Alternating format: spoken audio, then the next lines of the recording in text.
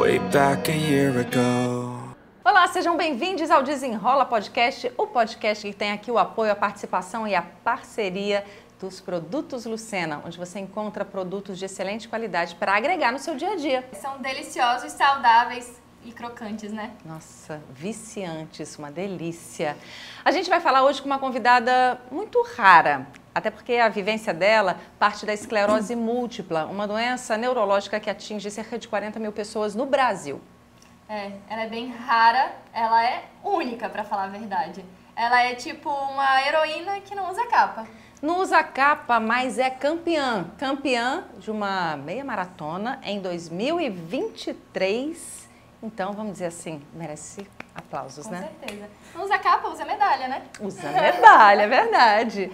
E ela supera seus limites, faz a gente lembrar de um poema de um paciente de esclerose múltipla também, que se chama A Dor Mente.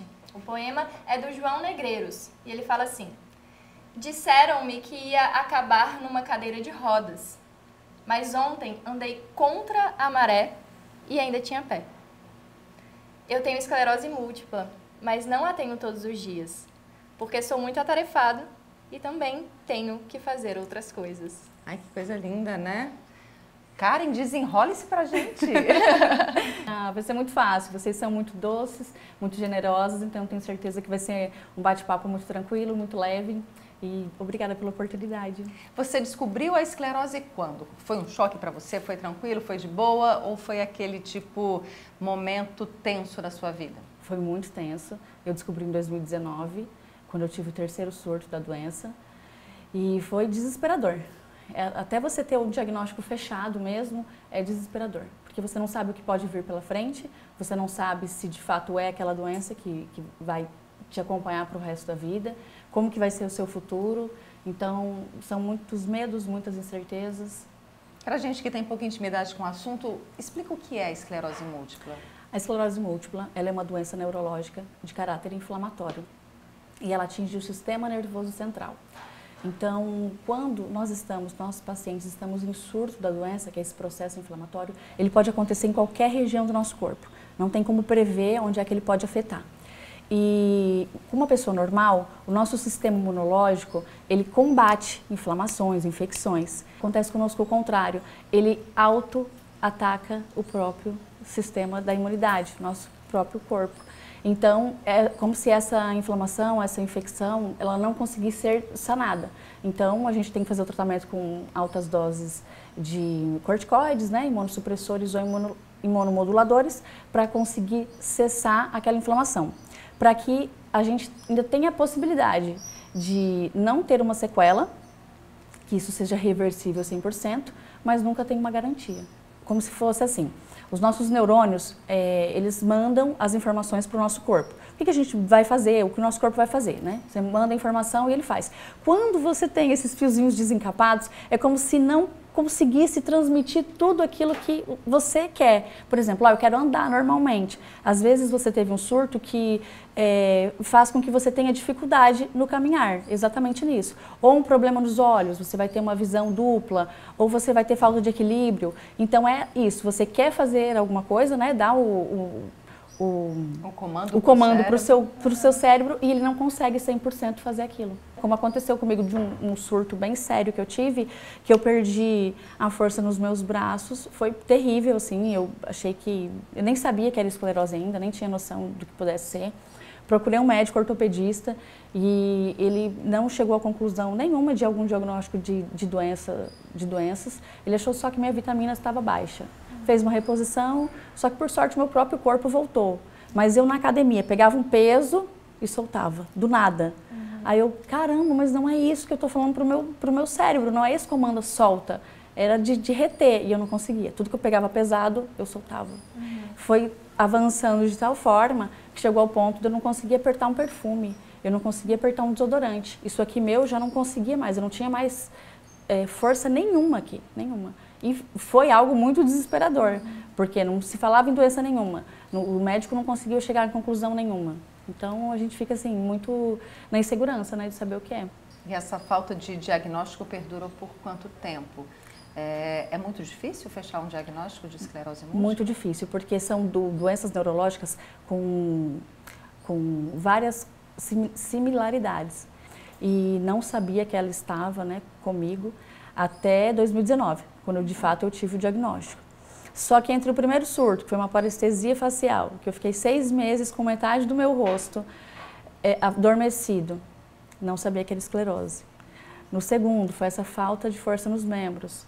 E o terceiro, que eu fiquei cega do olho esquerdo por um tempo, até voltar completamente, mas graças a Deus sem nenhuma sequela.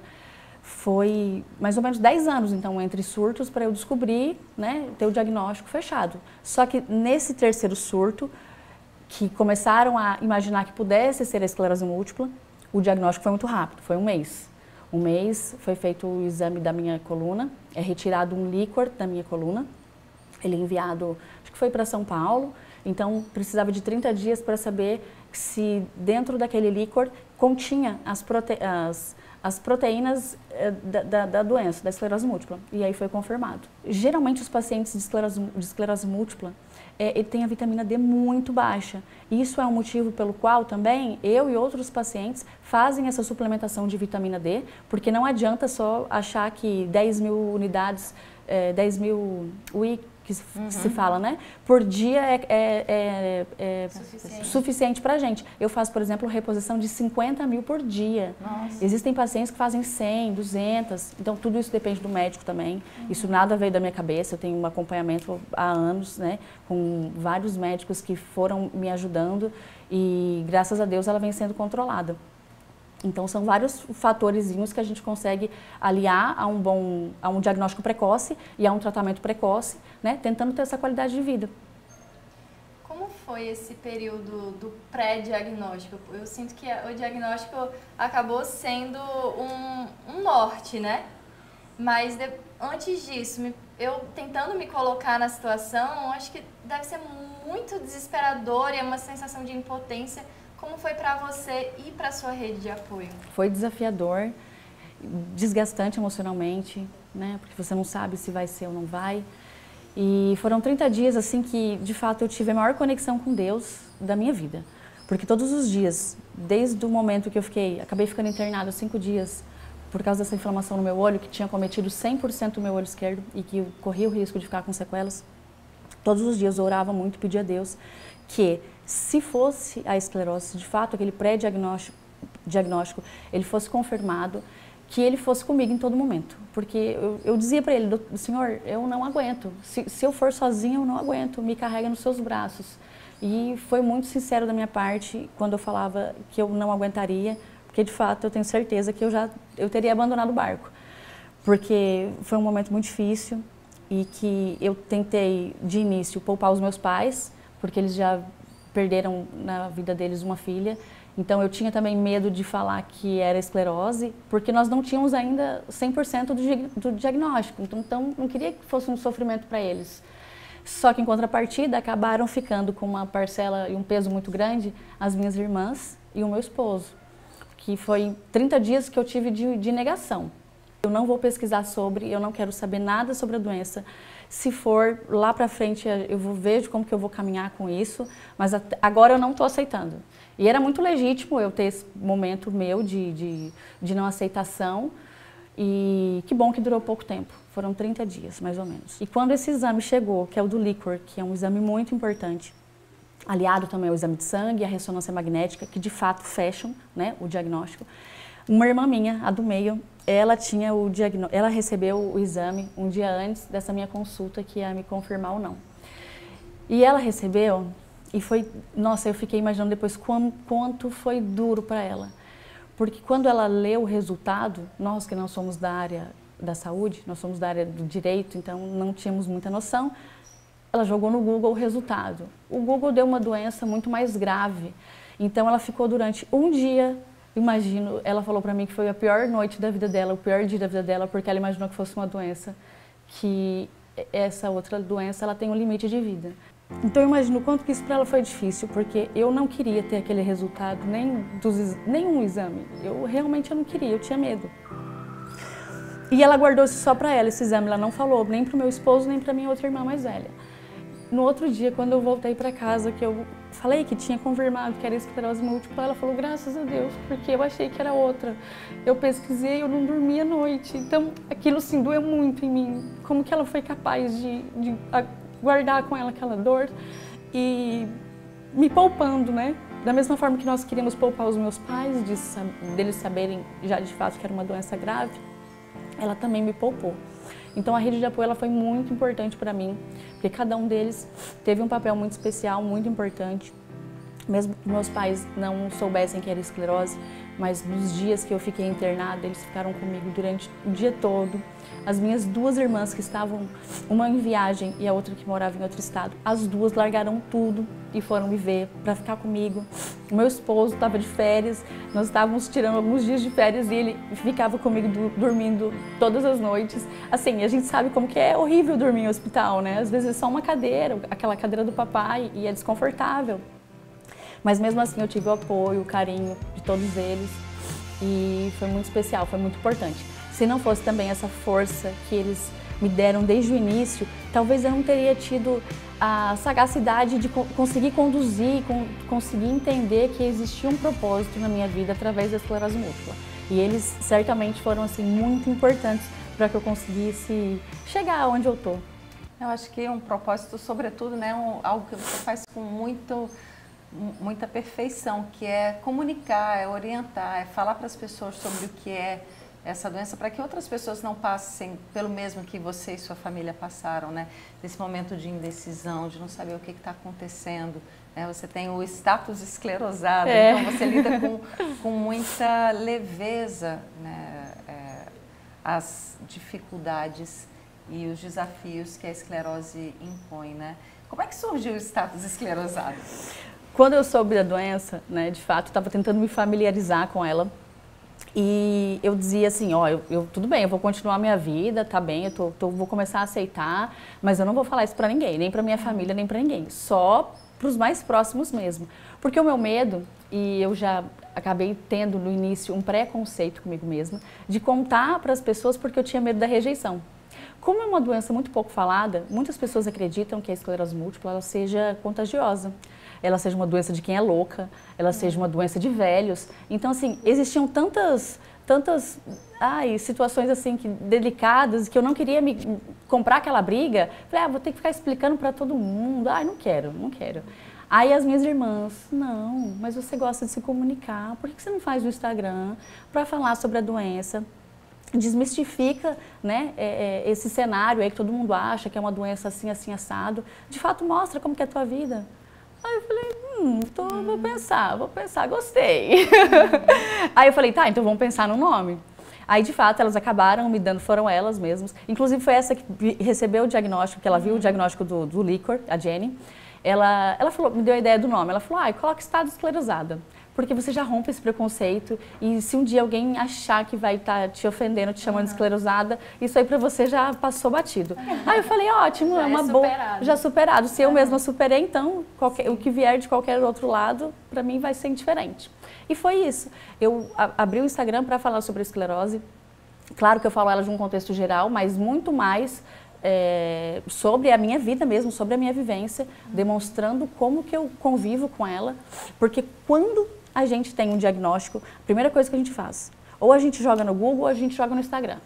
E eu fiz isso também. Sim. Quando eu joguei no Instagram, eu conheci uma menina com o nome de Nara, Minas Gerais. E ela começou a perguntar, o que você tem de sintomas e tal, que eu fui falando, ela falou, é esclerose múltipla remitente recorrente. Aí eu pensei, meu Deus, ela nem me conhece, ela tá dando diagnóstico, nem o médico deu ainda fechado. Até que fechou o diagnóstico, eu falei, Nara, então, né, aquela suspeita foi confirmada. E desde o início, ela teve um carinho, um acolhimento comigo, muito gostoso, muito generoso, de me acolher diante daquela situação tão difícil que eu estava experienciando. E a partir do momento que eu pensei, vou abrir um Instagram para isso, então eu quero continuar isso. O que eu vivenciei com ela, eu quero também poder passar isso para outras pessoas. Que tem várias classificações, então, de esclerose múltipla. Tem vários tipos. Remitente recorrente, que é aquela que você tem um processo inflamatório, mas você com medicação, ou sem, o seu corpo ele volta ao normal e você pode ter ou não sequelas. Aí tem a primária progressiva e a secundária progressiva. Elas são mais graves porque podem ter surtos recorrentes e muitas sequelas e isso pode ir dificultando, né, o paciente a conviver com essa doença. Mas a partir do momento que você começa o tratamento e mantém o tratamento, claro, também com outras questões, práticas saudáveis, de alimentação, de atividade física, isso faz com que você consiga controlar a doença, né, porque também tem o tratamento tradicional que todos os pacientes fazem, que via de regra são com medicamentos disponibilizados pelo SUS. Então, todos os pacientes têm atendimento pelo Brasil, porque não é só o remédio, não é só a consulta com o neurologista, é também a nossa parte, né? O que a gente faz para contribuir com o tratamento. De eu poder mostrar a minha realidade e mostrar que é possível até, inclusive, esquecer que a esclerose existe. Muitas vezes eu esqueço, de fato. Aí quando alguém pergunta, eu fico assim, nossa, é verdade, eu tenho uma doença muito séria, muito grave. E não é romantizando, é porque eu consegui, assim, lidar com isso, eu consegui entender que havia um propósito muito maior. É porque você absorveu o conceito, né? Você tem a doença, você não é a doença. E mais, eu tenho a doença, mas ela não me tem. Então, é uma coisa que eu lido para cuidar dela. Tudo que eu faço na minha vida é pensando assim, preciso cuidar da doença, não quero fazer coisas que possam prejudicá-la. Você teve uma inspiração nesse seu caminho? O que te levou a ser a grande corredora que hoje você é? Que linda! A minha inspiração veio de um filme que nos dias que eu estava internada, durante os 5 dias que eu tive internada, meu esposo levou um filme para mim e falou, amor, você tem que assistir porque é um filme de superação. O personagem conta a história de uma pessoa que de fato teve esclerose múltipla e conseguiu superar. Só que eu só consegui assistir até a metade, eu me debulhei em lágrimas, eu não conseguia, assim, para mim era um processo muito doloroso que eu estava vivendo e eu não estava conseguindo aceitar. Só que nesse filme, o paciente contava, né, narrava ali várias situações da vida dele e os surtos que ele estava tendo, e um deles é que ele já estava com problemas na marcha, ele já não conseguia andar por muito tempo. E eu acho que ele não passava de 30 metros, 100 metros, acho que 100 metros que é o nome do filme, né? Só que foi contando a história e ele foi participar de uma das provas mais difíceis do mundo, que é o Ironman, né? Para quem não sabe, tem corrida, que é uma maratona de corrida, não sei quantos quilômetros. 180 de ciclismo, né? De ciclismo e de nado, quanto? Acho que é 3,8, se eu não estou enganada. Só que 3,8 quilômetros. Ou seja, realmente é um filme que você pensa assim, gente, como que um ser humano é capaz de fazer isso? E um ser humano normal já é difícil você imaginar que ele faz. E com esclerose, que tem todo esse problema na questão do sistema nervoso central que você não consegue controlar e saber de fato onde é que a inflamação ela vai se manifestar. E quando eu assisti o filme e ele começou a correr e tal, eu pensava, gente, não é possível que ele consegue. Mas aquilo ficou na minha cabeça. Mas se ele consegue, talvez eu também consiga. E era um esporte que, de fato, eu sempre falei, eu nunca vou fazer corrida, porque eu acho uma loucura quem sai de manhã, de madrugada para correr. Eu não conseguia entender o que se passava na cabeça dessas pessoas. Eu ainda estou tentando. Sim, eu julgava. Você já conseguiu. Eu era uma julgadora. Mas olha só, foi justamente quando eu descobri o diagnóstico fechado, eu pensei, o que era aquilo mesmo que eu dizia que eu nunca ia fazer? Uma era a corrida e o outro esporte era o crossfit. Eu sempre dizia que eu nunca ia fazê-los porque requeria muitas técnicas. E eu também não estava muito na vibe de querer enfrentar aquilo. Mas a partir do momento do diagnóstico eu falei, eu preciso provar para mim mesma que eu posso, que eu consigo, que eu sou muito mais do que um diagnóstico. Porque não é uma sentença de morte. Eu preciso descobrir o porquê que isso aconteceu comigo. Existe um propósito, eu preciso descobrir. E isso foi me levando para o esporte. Então, quando eu assisti aquele filme que eu vi ele nadando, ele correndo, eu falei, se ele pode, eu também posso. Pronto, vou me inscrever para uma corrida de rua. Nunca tinha corrido, eu não andava mais de 1 minuto correndo na esteira, já me faltava ar, dava aquela dor aqui do lado, meu Deus, que tormenta. Tô me vendo. E eu ainda julgava como essas pessoas acordam 5 horas da manhã para correr, não é possível. Aí Deus foi me mostrando que era possível e era lindo. Eu já acordei até 3 horas da manhã para participar de corrida, achava o máximo. Só que eu não corria nada, só que eu tinha muita vontade. Nossa, vontade, desejo, as pessoas acreditavam no que eu falava, mesmo eu sendo uma pessoa que não corria nada. Eu falava, eu vou para a corrida e eu vou chegar bem, mesmo que eu chegar me arrastando, eu vou chegar e vou cruzar a linha de chegada, eu vou ganhar minha medalha e eu vim aqui para isso. Comecei nos meus 5 quilômetros, mais ou menos em 3 meses eu já estava fazendo 10 quilômetros. Nossa. É uma loucura, obviamente eu parava, eu quebrava muito. Eu fiquei chocada. Teve uma corrida, não sei se você se lembra, Michele, que chamava-se... Era um circuito que fazia pelas praias de Natal e você tinha que fazer revezamento. Salvo engano, eram 53 quilômetros. Eu pensei assim, eu quero o menor. Só que o menor era acho que 6. Só que era a pior parte do trajeto, na praia. E até touros, essa corrida, é uma loucura. E o pior não era isso, era a minha cara de pau, procurando equipe para fazer parte, sendo que eu tinha acabado de começar a correr 5 e não tinha corrido ainda na praia, imagina, não tinha feito isso ainda. Fui atrás, encontrei uma equipe maravilhosa, só que os meninos apenas tinham um pace de 3,5, 4, querida, o que era eu. Vamos Explica traduzir. Explica o que é o pace, querida. Nem o que é o pace. É a velocidade que a gente consegue atingir para fazer ali 1 quilômetro. Isso significa que eram pessoas que faziam 1 quilômetro em 3 minutos. Né? O meu, eu faço 1 quilômetro quando eu faço treino de tiro. Eu faço os 300 metros em velocidade de 5,5. Nossa, mas o meu normal... O seu pace é melhor que o meu. Não. Assim, O meu pace normal para 1 quilômetro é 7. 7,5. Oi. Ótimo, querida. Pleníssima. Chega maravilhosa. Para estragar a maquiagem. Chega maravilhosa. Porque toda corrida tem muitas fotos. Muitas, nossa. A gente vai pra isso, é pro evento, querida. Não é só sofrimento. É pela festa, é interagir, encontrar as pessoas. E pra falar sobre a maravilhoso. loucura de acordar cedo, também tem um motivo, né? Porque quanto mais tarde a gente corre, mais quente tá o clima, então mais insuportável fica. Não tem nenhum heroísmo em acordar cedo para correr, não. Tem, na verdade, uma necessidade de a gente não morrer correndo mais tarde. E esse meu episódio era o primeiro trajeto, porque eles diziam, Karen, vai ser o melhor para você, porque a areia é planinha, é 5:30 da manhã, é o melhor para você, porque eu não gosto muito de correr no calor. Porque a esclerose acaba sendo uma doença que quem a tem, convive com ela, tem muita sensibilidade ao calor. Então, a pessoa que tá falando assim, ai, tá quente. Pra mim, eu tô morrendo de calor.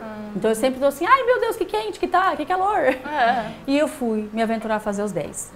Eu sei que foi uma experiência tão incrível, tão maravilhosa, foi assim, tão surreal, que ia um carro com a equipe acompanhando todos os outros competidores. Então, eles iam acompanhando e motivando, dando água, me acompanhando. Eu sei que eu larguei com todo mundo, só que eu era a última da galera dos 10. E até uma moto do SAMU veio atrás de mim. Aí eu falei, não, vai embora, eu tô bem, eu tô bem. Vai atrás de outra pessoa. Aí ele ficava atrás de mim, eu falava, vai atrás de outra pessoa, você tá me atrapalhando, eu vou chegar, calma. E aí o pessoal do meu lado me ajudando. E teve um dos meninos, né, que tinha esse pace, é incrível, de 4, meu Deus, Lenilson, uma pessoa incrível, maravilhosa. Ele ainda ia correr.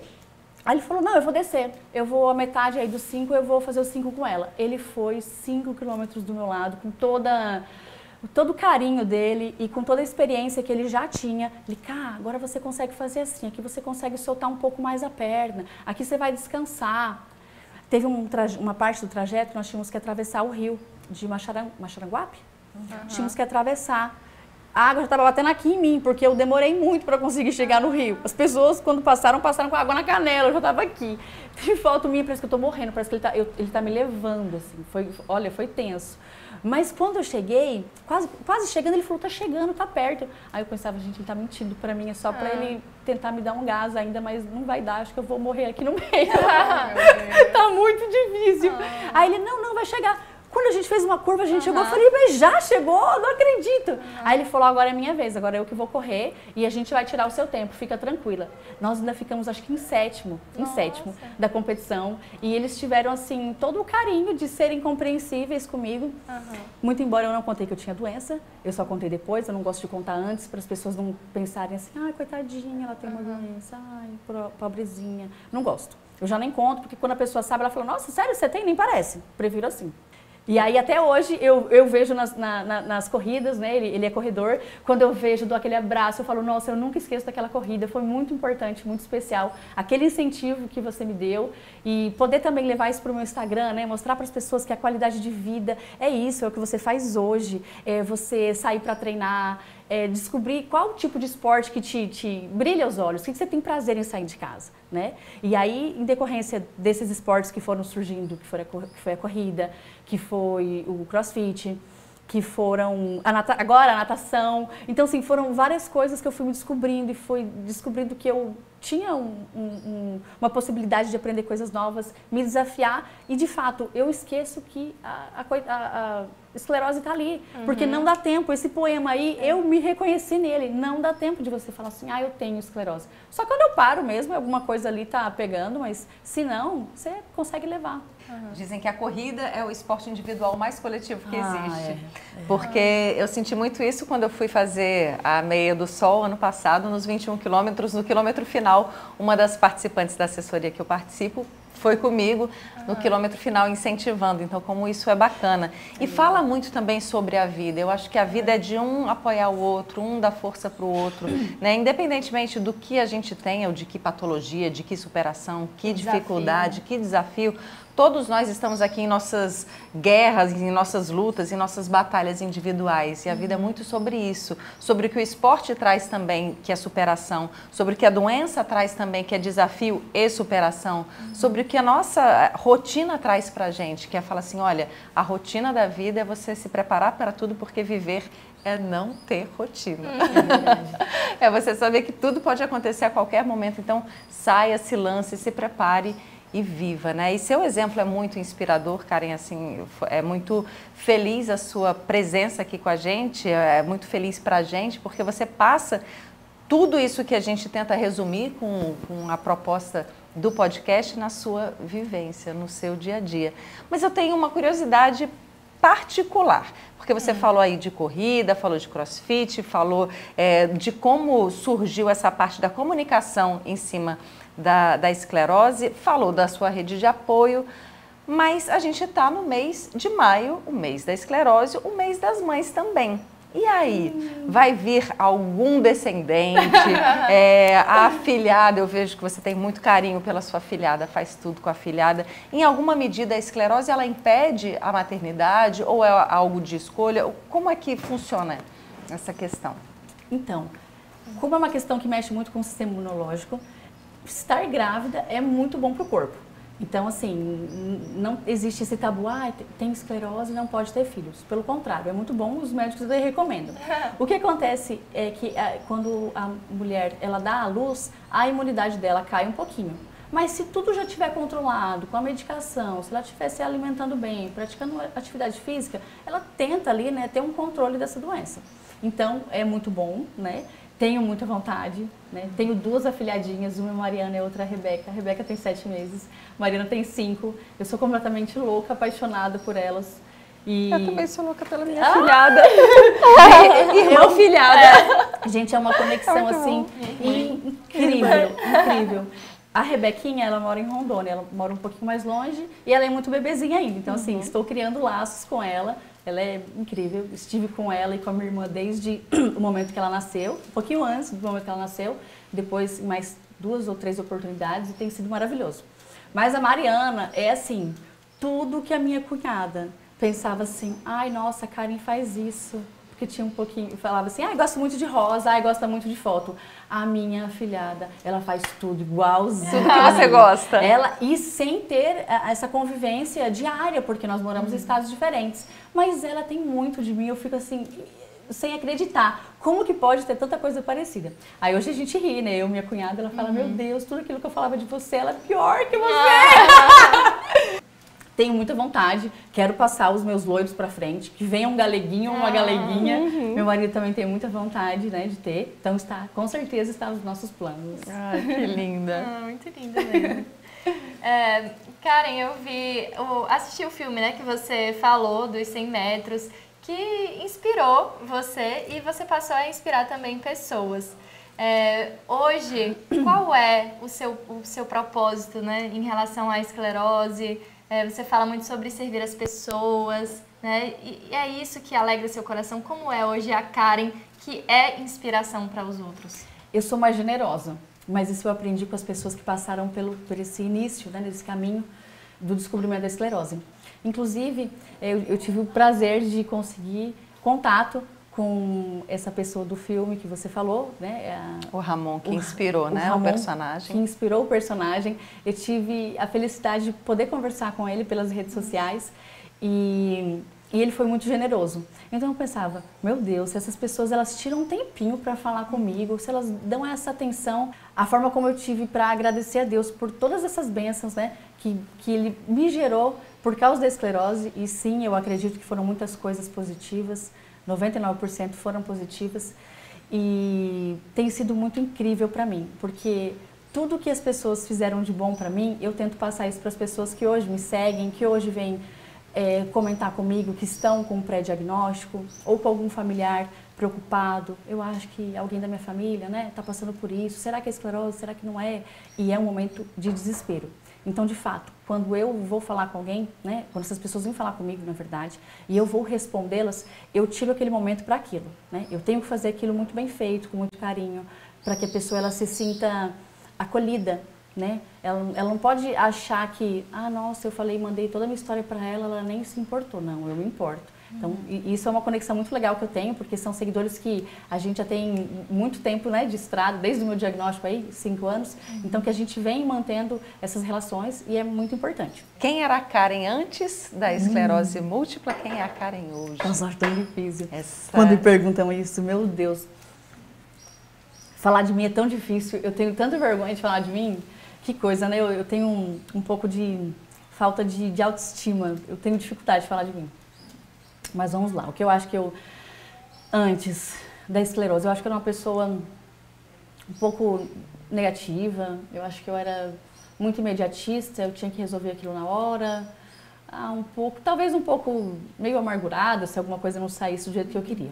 Com a esclerose, eu aprendi que as coisas elas acontecem e que a gente tem que entender que tem um propósito na nossa vida, né? Todos nós passamos por problemas. Então eu fui aprendendo que a esclerose foi o primeiro, né? Que eu entendi que de fato outros problemas que viessem na minha vida, eu tinha que entender que existia um propósito e aquele ínterim até eu conseguir desenrolar aquele problema seria muito importante para mim. Então assim, eu ia passar por aquilo.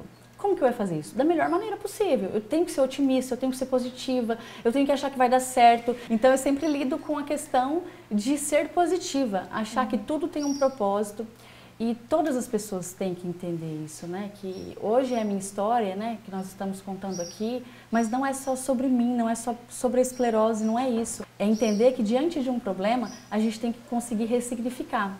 E para a gente ressignificar, a gente tem que aceitar.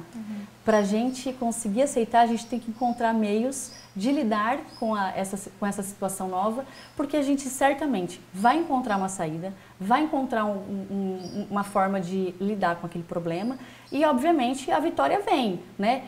Seja lá por amadurecimento, seja de conseguir resolver aquele problema que aconteceu.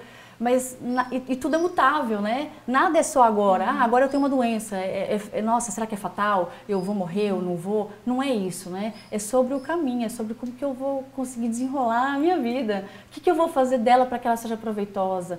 Será que eu vou mergulhar numa depressão e ficar me lamentando e dizendo para as pessoas, tenham dó de mim, coitadinha, eu tenho uma doença rara e sem cura? Não. Eu vou tentar mostrar o contrário, que eu sou muito forte, eu sou muito valente, eu tenho muita fé em Deus e que se eu tenho força para fazer meia maratona, se eu tenho coragem de começar um esporte novo, seja o crossfit, seja natação e começar do zero, a pessoa tem que olhar e pensar assim, poxa, se ela tem essa coragem toda e tem isso, essa sobrecarga, poxa, eu vou tentar fazer alguma coisa diferente.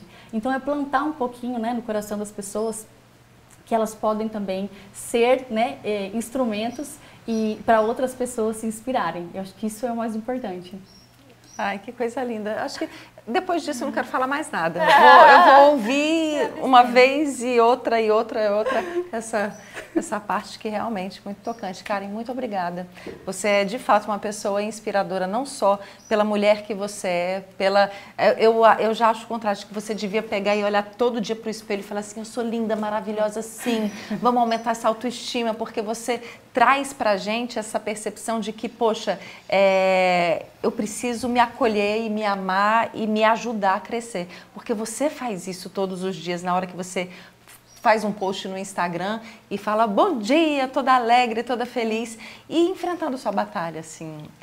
Muito obrigada por ser essa mulher tão inspiradora, tão linda, mas assim, não linda só por fora, você tem uma beleza interior que transparece e transmuta tudo ao redor. Parabéns por tudo que você é e por tudo que você nos inspira a ser. Ai, meu Deus. Muitas maratonas, vamos correr juntas em muitas. Eu já falei, meu sonho é correr com você. Vamos, esse dia vai vamos chegar. levar a Vicky junto? Vamos.